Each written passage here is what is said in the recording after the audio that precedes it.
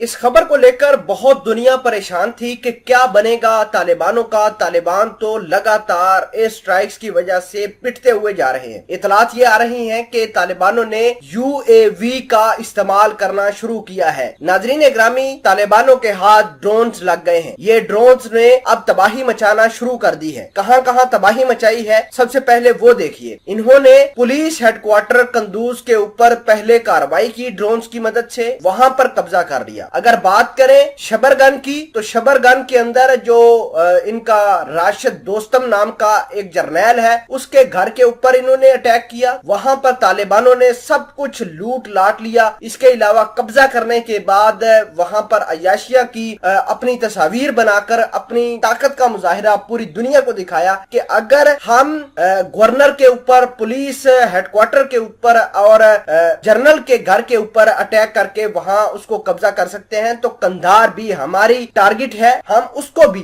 बहुत जल्द जो है वो कैप्चर करेंगे। नाजरीन ग्रामी, आपको यह भी बता दें कि पिछले 48 घंटों के दौरान तालिबानों ने भी अब ड्रोन्स अटैक किए हैं। जिस तरह अमेरिका एयर स्ट्राइक्स कर रहा है, ठीक वैसे ही ये तालिबान भी निशाना बना रहे हैं मुख्तलिफ जगहों को, पुलिस हेडक्वार्टर को, ताकि वो अपना जोर और अपनी ताकत जो है दुनिया को दिखा सके। मामलात क्या हैं, कैसे चल रहे हैं, तमाम तर चीजें आसान अल्फाज में हम आपको बताएंगे। छोटी सी गुजारिश है कि आप हमारा यूट्यूब चैनल हसनात टीवी को सब्सक्राइब कर लें, घंटे के निशान को दबा लें, ताकि लेटेस्ट न्यूज आप तक बर वक्त पहुंचती रहे। नाजरीन ग्रामी, आपको यह भी बता दें कि तालिबानों के पास ड्रोन्स आ गए हैं। तालिबानों ने कंधार के ऊपर, कंदूज के ऊपर और शबरगन, इसके अलावा शेर आलम के ऊपर अटैक किए हैं और अटैक करके इन्हीं ड्रोन्स की बदौलत इन्होंने फतह किए हैं ये इलाके। अगर हम शबरगन की बात करें तो शबरगन के अंदर एक बहुत ही बड़ा और दुनिया में जाना माना एक जनरल था जिसका नाम राशिद दोस्तम है। उसके घर को इन्होंने कब्जा कर लिया है। राशिद दोस्तम की जो